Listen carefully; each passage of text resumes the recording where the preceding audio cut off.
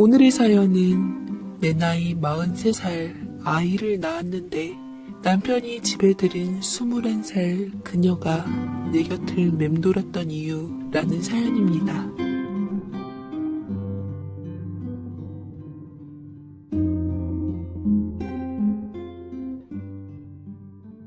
저는 43살 여자입니다. 저는 다소 늦은 나이에 출산을 하게 되었습니다. 남편과는 나름 꽃다운 나이였던 28살에 결혼했는데 신혼생활 좀 즐기고 난 후 아이를 가질 거라는 가족 계획을 세우며 그때부터 사랑하는 남편과 신나게 놀았어요.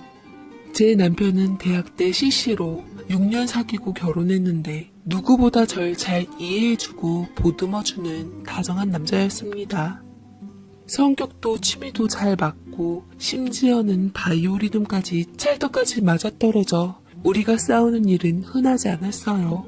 시부모님께서는 이런 저희를 보며 혀를 차시고는 얼른 아이를 가져야지. 언제까지 니네들 시간만 보낼 거야?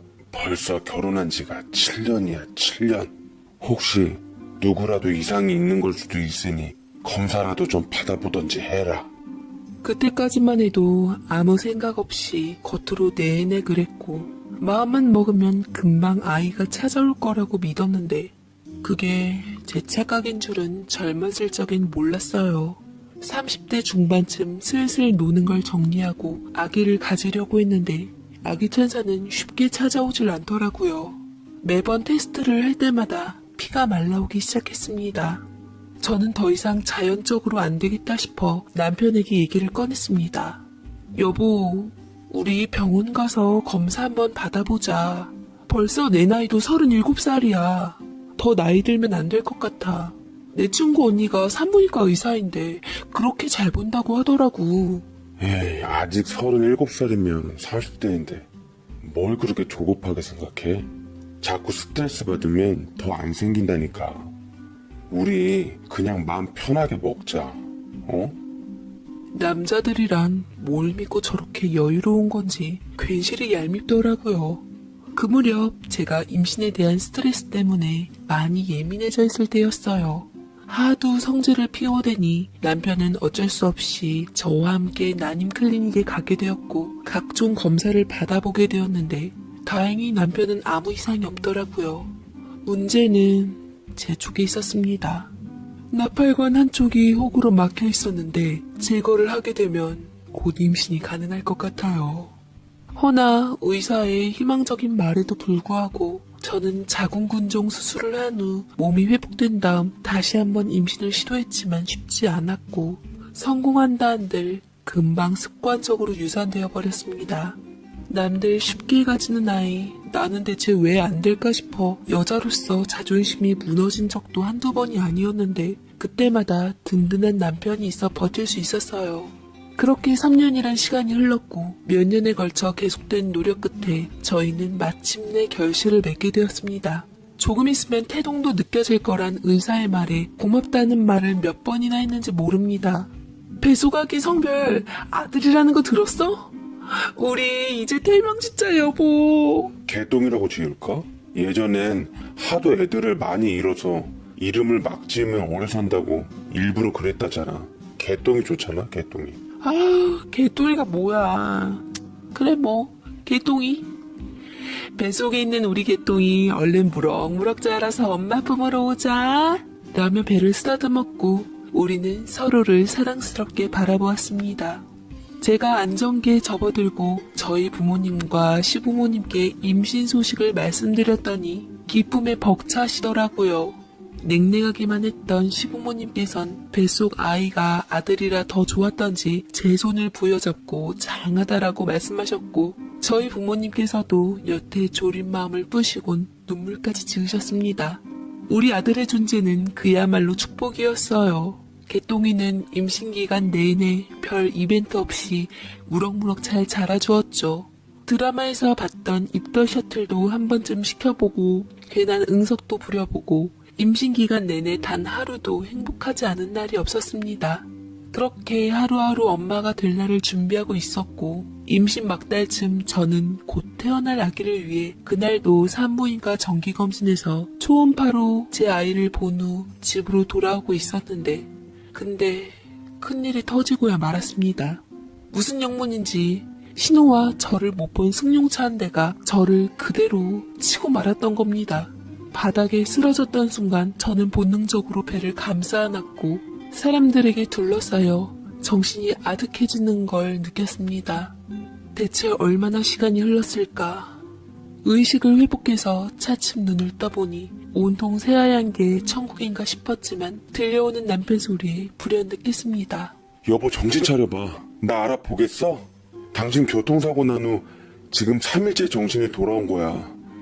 당신 잘못되는 줄 알고 얼마나 걱정을 했는데. 아기! 우리 개똥이 어떻게 됐어? 떨리는 소리로 아기에 대해서 묻자 잠시 그림자가 드리워지는 남편의 표정과는 달리 너무나 감사하고 기적적인 얘기를 들려주더라고요. 당신과 날 닮은 우리 개똥이 잘 태어나서 신생아실에 있어. 걱정 마. 정말? 정말 우리 아기 세상에 잘 태어났어? 나 좀 일으켜줘. 우리 개똥이 당장 보고 싶어. 남편은 제 몸이 안 좋으니 본인이 직접 신생아실에서 아기를 데리고 오겠다고 했습니다. 남편이 병실을 나간 그 순간 아이를 만날 생각에 얼마나 심장이 떨리던지요. 뱃속에서 고이고이 길러 세상에 태어난 가장 예쁜 모습도 보고 싶었고 우렁찬 울음소리도 듣고 싶었는데 엄마가 되는 기쁜 순간을 놓친 것이 아쉽긴 했지만 아이가 무사한 것만으로도 감사했습니다. 이윽고 남편은 제게 아기를 안고 와서 건네주었고 저는 감동에 눈물 지으며 아이를 안아보았는데 근데 아이의 발에 묶여있는 띠의 성별이 딸이라고 적혀있는 게 아니겠습니까? 분명 뱃속 초음파로는 아들이라고 했는데 어떻게 딸이 태어난 건지 저는 남편에게 물었습니다. 초음파 판독을 잘못하셨나봐. 생각해보면 아이가 늘 옆만 보여줬잖아. 당신 친구 언니가 미안하다고 실수했다고 전해달랬어. 당신 깨어났으니까 좋은 소식 부모님께도 알려야 되겠다. 그래? 나는 아들인 줄 알고 출산용품도 죄다 하늘색으로만 사놨는데 핑크색으로 바꿔야 하나? 알고 있던 성별이 달라 당황스럽긴 했지만 생각해보면 아이가 초음파할 때마다 옆만 보고 있다고 툴툴대던 친구 언니의 반응이 떠올라 그럴 수도 있겠거려니 했습니다. 그저 교통사고에도 살아준 아이가 감사하고 기특할 따름이었죠. 저는 배운 대로 직접 아이에게 수유를 해주려고 노력했고 배고픈지 입을 쩍쩍 벌리는 모습이 아기새 같아서 깨물어주고 싶더라고요. 남편은 그 모습을 하염없이 바라보다 눈물을 지었습니다. 제가 웃으며 왜 우냐고 아이 수유하는 모습이 그렇게 감동이냐고 했더니 남편은 그렇다며 고개를 끄덕이고는 창피했는지 자리를 피했네요. 몸을 좀 움직여야 한다는 주치의의 말 맞다나 저는 링거병을 들고 천천히 몸을 일으켜 병원 안을 걸었고 우리 아기를 보기 위해서 신생아실에 겨우겨우 갔어요. 그런데 저와 같은 마음으로 온 산모가 신생아실을 기웃거리며 미소를 짓고 있더라고요. 저도 곁으로 가서 우리 딸을 보았습니다. 깊이 잠이 든 모습조차 사랑스럽더라고요. 제가 넋을 잃고 아이를 보니 산모는 그제서야 제가 곁에 있다는 것을 알고 깜짝 놀라고는 부랴부랴 자리를 피했습니다. 제가 무슨 귀신도 아니고 그렇게 놀라서 피할 것까진 없었는데 괜시리 기분이 나빠졌지만 다들 예민해진 시기이니 털어버리자 했죠. 저는 퇴원 후 집으로 돌아와 육아 전쟁을 시작했습니다. 아이를 보는 건 여간 어려운 일이 아니었어요.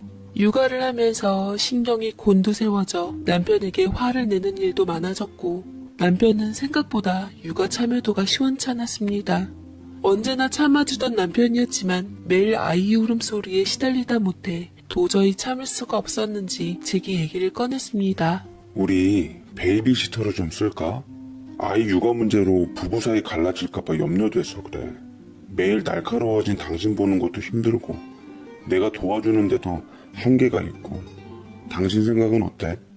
남편도 외벌이이고 가뜩이나 아이를 키우면서 지출 비용도 늘었던 터라 처음에는 싫다고 했지만 지인 소개로 좋은 금액의 아기를 정성껏 꼼꼼히 돌봐준다는 사람이 있어 저는 일단 사람을 보기로 했습니다. 아이를 사랑했지만 육아는 정말 고되고 힘들었거든요. 첫 아이라 신경 쓸 게 많아서 그랬던지 결벽증까지 생겼고 아이에게 조금이라도 안 좋다는 건 하고 싶지 않아 면접을 직접 진행했습니다. 안녕하세요. 처음 뵙겠습니다. 베이비시터 면접 보러 왔어요. 라며 인사를 왔는데 앳돼 보이는 외모에 이제 갓 20살이 된 여자더라고요. 부모가 없어 시설에 자랐다던 여자는 밑에 새로운 동생들이 많아 자기가 다 돌봤고 덕분에 아이 돌보는 건 전문가 수준이라고 너스레까지 떨었습니다. 제 표정이 그닥이라 느꼈는지 남편은 일단 일주일 정도 아이를 돌보게 하고 마음에 안 들면 언제든 거절해도 된다며 설득했습니다. 베이비시터는 저희 집에서 상주하며 밤낮으로 아이를 돌보기를 바랬고 저는 일주일 정도 일을 시켜보기로 했어요. 베이비시터가 처음 온 날 아기 낳고 처음으로 푹 잠을 자보았더니 머리가 개운해지는 게 살 것 같더라고요. 깨어나 보니 그녀는 제가 유축해놓은 맘마를 데워 아이에게 먹이고 있었고 앉는 모양새도 기저귀를 가는 솜씨도 그녀의 말만 따라 능숙했습니다. 게다가 얼마나 꼼꼼하고 정갈한지 살림 솜씨까지 저보다 나아서 제 시간에 제가 먹을 식사를 아이 수유를 고려해 영양별로 골고루 차려내놨고 맛도 일품이었어요. 쉬지 않고 그녀는 움직였고 힘들게 일하면서도 늘 웃음을 머금고 있었습니다. 마음에 든 저는 일주일까지 볼 필요도 없이 그녀를 고용하기로 남편에게 뜻을 정했고 그제서야 남편도 숨을 돌리더라고요. 물론 제가 고용하고 돈을 주는 입장이었지만 저는 그녀와 자매처럼 잘 지냈고 힘든 그녀를 위해 바깥바람을 쐴 휴식 시간을 주었으나 시터는 집에서 아기와 함께 있는 시간을 훨씬 더 좋아하는 것 같았어요.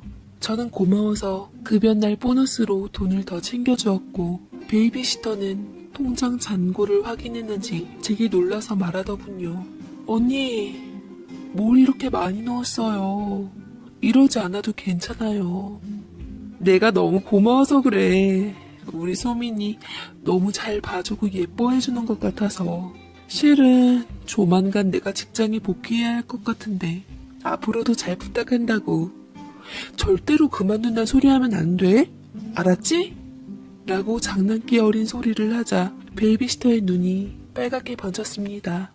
맨날 저한테 고맙고 미안하다는 말을 하는데 고마운 건 그럴 수도 있지만 미안한 건 왜 미안한지 가끔 의아하기도 했어요. 직장을 다시 복귀하게 된 저는 그녀 덕분에 안심하고 일할 수 있었습니다. 바깥 일을 하니 정말 살 것 같더라고요. 나온 김에 그간 못 만났던 친구들도 자유롭게 만났는데 그때야말로 제가 충격적인 진실을 마주할 줄은 차마 몰랐습니다. 대학 시절 잘 지냈던 친구들이었는데 그중 제 산부인과 주치의 동생도 있었어요. 친구는 저를 보며 인사했지만 어쩐지 불편해 보이는 얼굴이었고 기분 탓인지 저와 말을 섞을 때는 특별히 말을 아끼는 듯 하더라고요. 그리고 저는 그 친구가 왜 그랬는지 알게 되었습니다. 밖에 잠깐 주차된 차를 빼달라고 해서 나갔다가 화장실까지 들리게 되었는데 그곳에서 우연찮게 그들의 대화를 듣게 되었어요. 정말?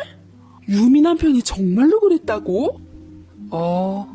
아내를 사랑하는 마음이 대단하긴 한데 꼭 그렇게까지 해야 하나 싶기도 하고 유미만 불쌍하지 뭐. 언니가 입단속하라고 신신당부하는 통에 표정관리하느라 혼났네. 유미한텐 절대 비밀이야. 야, 그런 얘기를 어떻게 하니? 근데 유미 진짜 어떡하냐?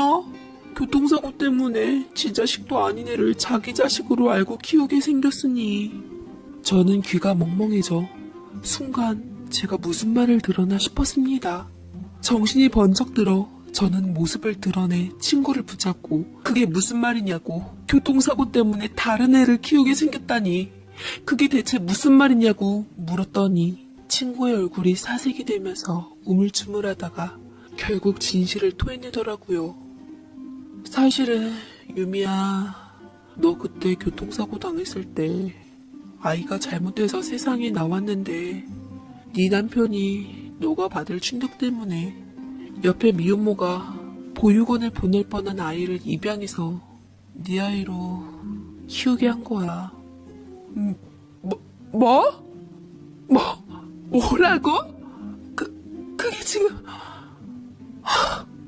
너무 충격을 받아 말조차 제대로 나오질 않았습니다. 정신이 혼미해지며 손발이 부들부들 떨리고 눈물이 쉴 새 없이 떨어지더라고요. 저는 기어이 충격에 정신을 잃었고 다시 눈을 떴을 때는 곁에 남편이 있었습니다. 응급실 안에서 저는 남편을 보자마자 이성을 잃은 채 붙잡고 흔들어 외쳤어요. 당신 미쳤어? 당신은 우리 아이한테 무슨 짓을 한 거야? 내 아이한테 무슨 짓을 한 거냐고! 미안하다. 다 내 잘못이야. 내 아이가 그럼 지금 내 품에서 자라고 있는 내 아이가 다른 사람의 아이야? 그럼 우리 아이는? 내 아들은? 그래요. 분명 막달까지 뱃속아기가 사내 아이라고 했는데 태어나 보니 딸로 바뀌었다는 것 자체가 석연찮았습니다. 가엾은 내 아들은 부주의한 엄마 때문에 뱃속에서 다 자라고서 사고로 인해 하늘나라로 가버렸고 내 딸이라고만 알았던 그 아이가 실은 다른 사람의 아기였다는 게 도저히 받아들이기 힘들었습니다. 저는 남편을 붙잡고 오열하고 끄끄거리며 울음을 쉴 새 없이 토해냈어요. 남편이 슬픔을 참으며 겨우 말문을 떼더라고요. 우리 아들은 나 혼자 장례 치르고 잘 보내줬어. 나도 그 아이를 보내는 게 쉽지 않았어, 여보. 그런데 당신이 내가 받을 충격을, 아니, 그 이상으로 받을 거라고 생각하니까 마음이 아파 참을 수가 없더라고. 내가 이 정도인데 당신은 살 수 없겠다 싶었어. 그러다가 다른 아기가 태어난 울음소리를 듣게 된 거야. 나중에 알고 보니 미혼모가 낳은 아이라는데 그 여자가 현실적으로 아이를 키울 여건이 안 된다며 시설에 맡긴다고 하는 거 우리 아이로 입양하겠다고 했어. 당신이 깨어나기 전에 우리 아이로서 잘 키우겠노라고 약속하고 그 아이를 우리 딸로 데려왔던 거야. 절대 용서 못해. 당신은 내게 솔직하게 말을 해줬어야 돼. 나는 당신 때문에 엄마로서 내 아이 임종조차 지키지 못했던 거잖아. 어떻게 그런 걸 속여? 나더러 앞으로 어떻게 살라고. 도저히 믿기지 않는 진실에 저는 어찌해야 할지 남편을 붙들고 울었고, 당신도 그 아이도 이젠 꼴도 보기 싫다고 배신감에 당신 같은 사람이랑 도저히 같이 살 수가 없다며 눈앞에 나타나지 말라고 했습니다. 그렇게 남편이 가고 숨이 막혀올 것 같은 고통스러운 시간에 누워있는데 1시간쯤 지났을 땐가요? 베이비시터가 제게 왔더라고요. 남편에게 소식을 듣고 제가 걱정이 되었는지 빨갛게 눈이 충혈된 상태로 온통 눈물바람이 되어 있는데 그녀의 존재가 어느 때보다도 힘이 되었습니다. 그런데 그녀는 저를 붙들고 또다시 믿을 수 없는 소리를 하대요. 언니, 미안해요. 실은 내가 언니 딸 소민이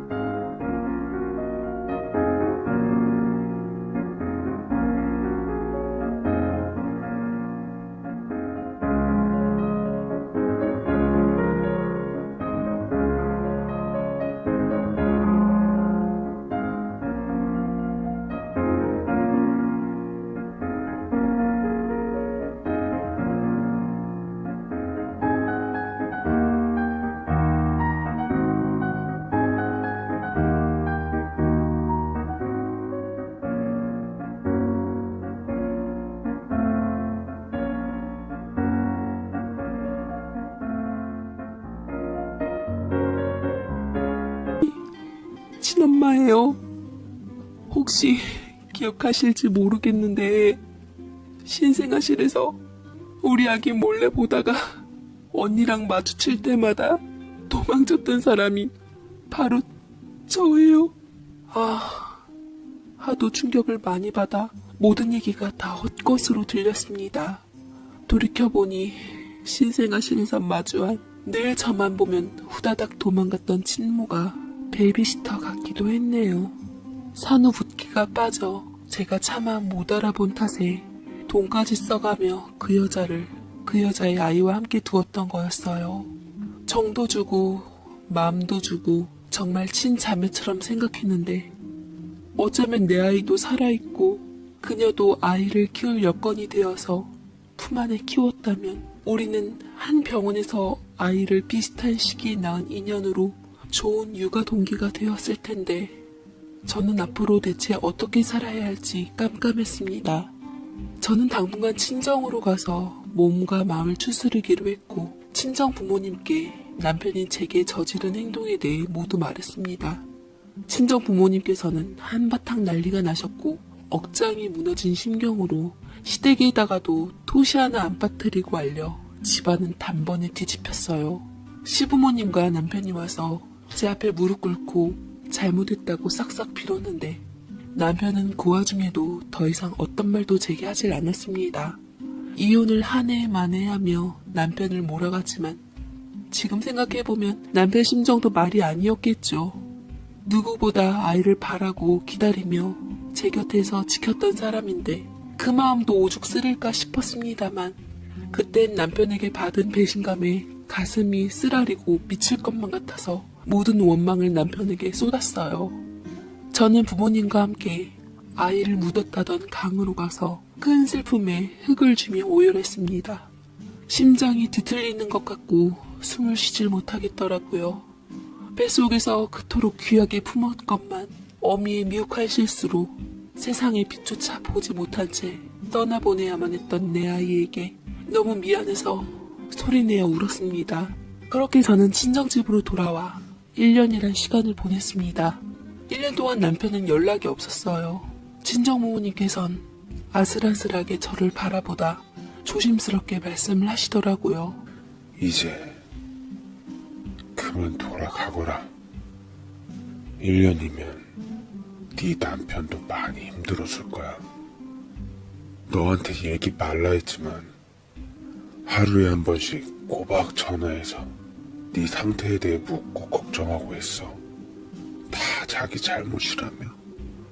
너 원망조차 하질 않았다. 그런 사람 마음 더 아프게 하지 말고 얼른 곁으로 가. 저는 부모님의 말씀에 몇 날 며칠 밤을 새며 고민을 했고 굳게 마음을 다잡고 저희 집에 돌아갔습니다.